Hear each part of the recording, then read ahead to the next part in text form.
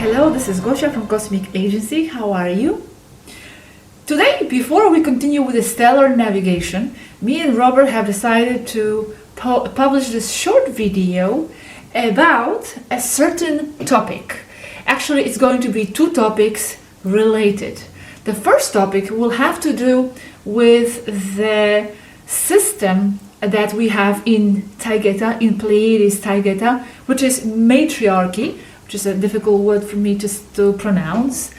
And as you know, TAYGETAN is mostly governed by women, and I want to explain this a little more in case there is some confusion. And then intriguing fact about the TAYGETAN society, which is about surprise, surprise for some of you perhaps, which is about the fact that actually, even though they are a holographic society, which was explained, they actually have queen. They have a queen, which has nothing to do with how we understand royalty to be on Earth. So let's go first to the matriarchy system. As you know, this is a society mostly run by women. They are leaders, they are strong, and men dedicate themselves mostly to other things. Now, some people, because of course we have nothing else to associate it with, so some people are probably running around and associating this with feminism, which actually it has absolutely nothing to do with feminism. The feminism is basically making a woman more like a man, which as Svaru once explained, it's basically men just in skirts, put it that way. And then as a result of this also, the men are becoming weaker and they are losing their position and their role of the strong force in the society, of the strong protector of the family. So this has to be cleared.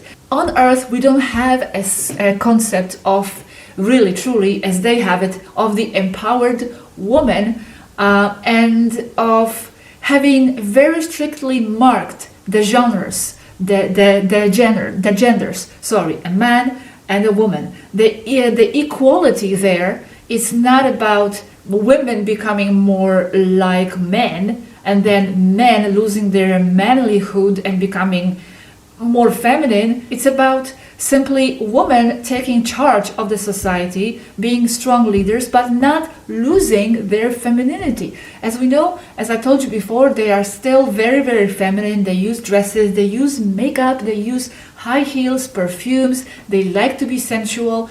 And they like to work out, they are very strong and big, and they are very strongly men, no?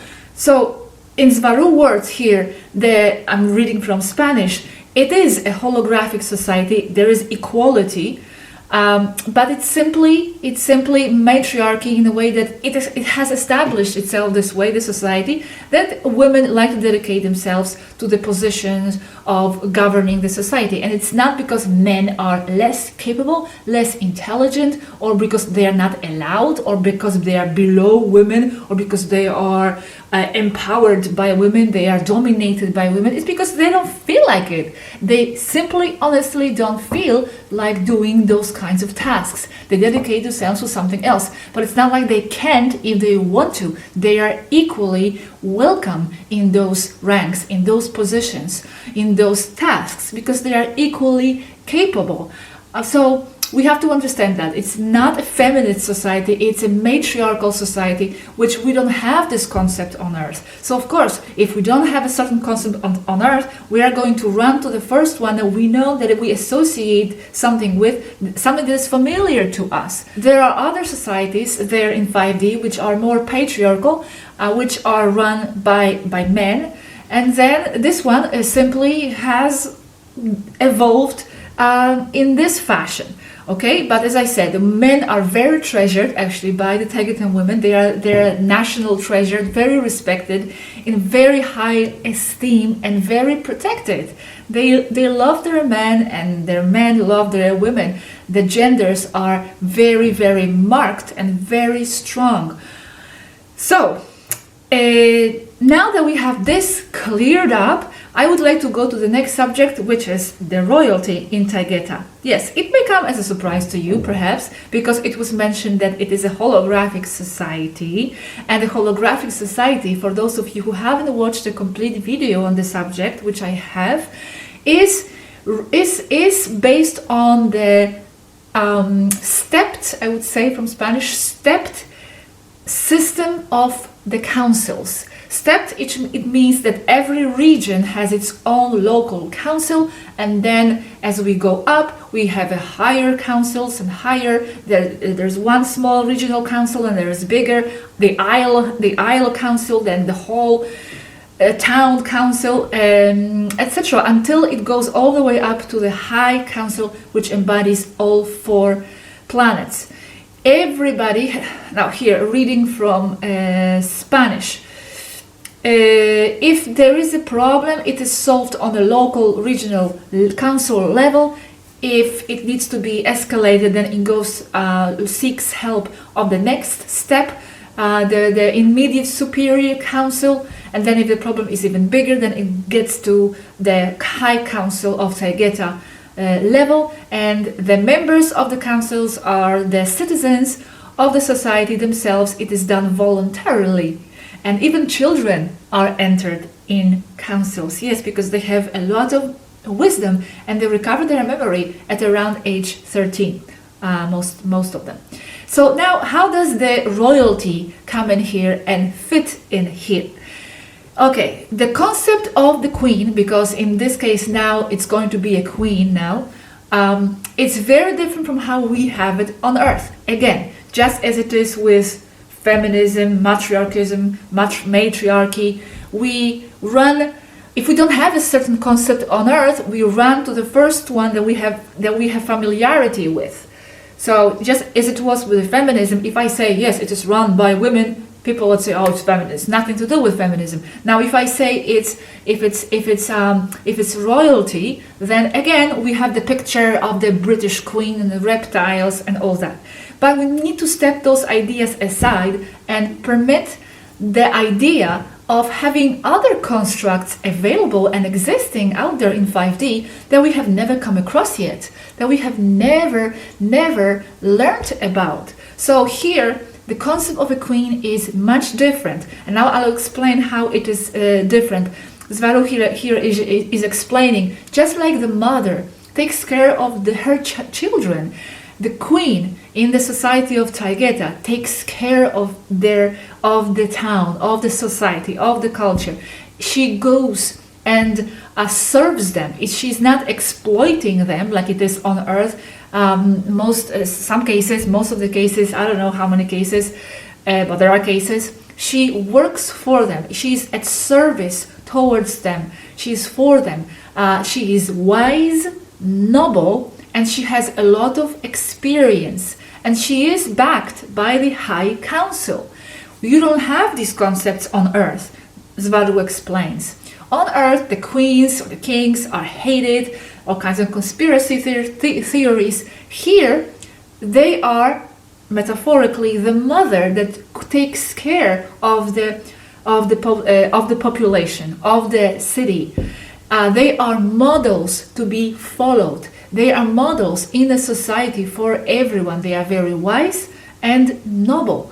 And most of the time, even though it is hereditary, it has to be something you need to deserve. You need to demonstrate specific qualities and specific characteristics of your character that will make you an example to follow. Because if it's a hereditary, how can you assure yourself that, how can you be sure that the next person in line will be wise and noble?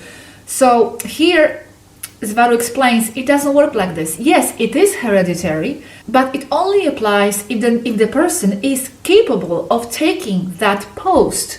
If not, the High Council, which is always watching, will continue as always by itself, without any queen.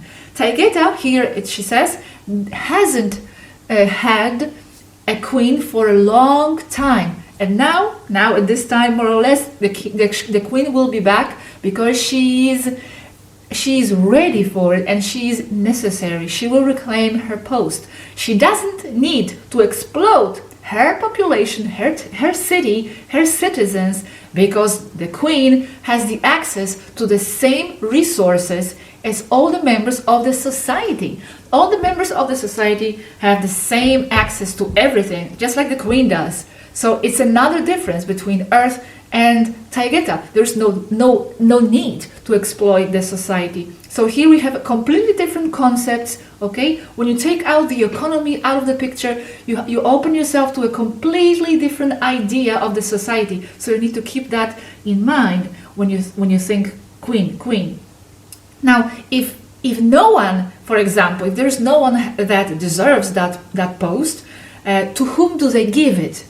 And Svaru responds, to no one. It just remains empty until there appears someone to be worthy of that position, because this position is very important and very special. It's like in the legend of the King Arthur. She will need to prove her worth and her wisdom before she is given that post. And if that line, hereditary line, dies out, well, another one will appear that will be worth this position, or the concept will be completely abandoned. So now the queen is coming back, and the High Council is monitoring the situation, is honoring her, is respecting her, but at the same time they are watching. And so it's not the same as here on Earth. Svaru also mentioned that there in Taygeta, the concept of the queen is like we have it in the fairy tales, like in Walt Disney movies, that they are these special, pure and beautiful and noble people who are there, respected and adored and loved by the whole society, and they are there to protect them and fight for them. So it is someone noble, not someone who comes and cuts heads of the members of the society, just like she says it here. And there's also a kind of vice queen as well, when the queen cannot assist. So again, the queen is a role model in the society. She gives the opinion and in everything, and tries to be available for everything. She is a direct link between the population, between the people, or between small and bigger councils with the High Council. It's a lot of responsibility and a lot of weight. She represents what's the best of Taygeta, the best Taygetan values. It's wisdom. It's basically a Taygetan icon. It's Taygetan society, what's best of it, encapsulated in one person. She operates within the High Council, just being the member of the council, but she also operates outside of it. She has a big team working for her and protecting her as a royal guard of Shinonim. These are the women, and sometimes also Hashmalim, who are men, high task force men, protector men. So this is very, very, very, very interesting. Now let's continue to the crowns, because apparently they also wear crowns. But now this is going to be interesting. The crowns, some of our crowns are actually their crowns. Yes, some of our designs are actually copied from their designs. It's a very, very ancient tradition of the crowns, and has its roots, some of them, in the Pleiadian designs. They are, and I'm going to show you the pictures later, they are basically, what do they serve? They are basically antennas. They are basically antennas to be able to connect with the source, to increase communication bandwidth with other planes. And it's literal, and it's also symbolic. And they are filled with crystals and precious stones, because just like the crystals and quartz is connecting you to the higher spiritual realms, the same way, if you put it on your crown, it does more of it. It connects you even more, because you have a lot of them. So it's basically the same. When you use the quartz to connect you with the higher planes, the crown does the same job. Look at the cathedral. Svaru also told me, what's a cathedral have in common with the crown? They are both looking upwards. They are both looking upwards to draw from the source, to draw from that connection from the source, symbolically and literally. And here Svaru again says, your crown look like that because of ours, and some of yours are ours, just robbed from here. Now this crown is actually Pleiadian. It's not TAYGETAN Pleiadian. The roots are actually in the Elohi race. Yes, there is a race called Elohi in Pleiades, and that design was later adapted or adopted by TAYGETANs, Solations, and Engans. And she also explains the Iron Cross is an old Babylonian symbol, and it's a starship navigation tool. I will talk about this cross, this symbol, a little more in a separate video. But it's off-world, its root is off-world, and that's why they adopted it. You can see it again with the Nazis. Notice how the Germans, Nazi, and the British crown use the very same symbol, and it's not by chance. It's not by chance, because they know it's off-worldly roots. Now, the jewels in the crown are quartz and crystals, diamonds, which are basically kinds of quartz.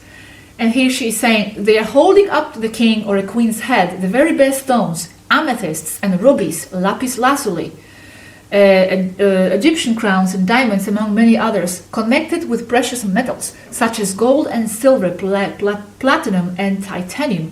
And it's important, and they are arranged in a precise, specific manner. It's not because they look nice, they have a purpose where they are located. It's all symbolic, it all has its design. So she says, the same way that a quartz crystal helps you connect, a crown does it even better. And in symbolism, it means that the queen or a king has a strong metaphysical connection to other realms, which supposedly helps them reign, draw more wisdom to become better models for their society.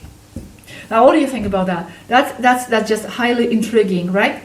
Now, talking about the crystals and the quartz, I just pulled that chapter here from another conversation with Svaru about quartz, just to finish that subject of the stones in general. Interesting information is Svaru told me that actually she sleeps with her stones. She keeps them under the pillow, and she gave me an advice to use the multiples of 3. When you use the stones, use them in multiples of 3. So 3, 6, 9, and 12. For example, she chooses lapis lazuli, rose crystal, and tiger eye, for example. And before sleeping, she chooses different ones, and she doesn't feel very good if she knows they are not there. So she says, I change the rocks from time to time to let them rest, but then I will choose them each night depending on what I need or what is my intention, using always lapis lazuli stones for connection with other realms, source, and white transparent or violet amethysts for the same spiritual reasons, mostly for mental ESP abilities, and green quartz or green amethyst for healing the body. Remember, stones are not dead matter, they are self-conscious, they look passive, but they are not, they make you move them. For sure that you experience that many times, they actually asked you to be given away to someone else or be moved to another location, and they hold a memory. So, very fascinating pieces of information here. First, about the matriarchal society. Remember, it's nothing to do with how we perceive it to be. The men are equally important, equally strong, equally relevant, and equally intelligent and capable, and they are not dominated by women. They are just simply not doing what the women do because they don't feel like it. Okay, that's just how it got constructed in their society. And then the queens also. It's nothing to do with how the queens are on earth. It's a role model. They are very noble, very pure, just like in fairy tale movies. They actually, she says, they preserve that purity that we portray in those movies. It's actually how it is in Taygeta. So very, very cool. Thank you very much. That's it. I'm closing down, and until the next video. Thank you for watching. Bye.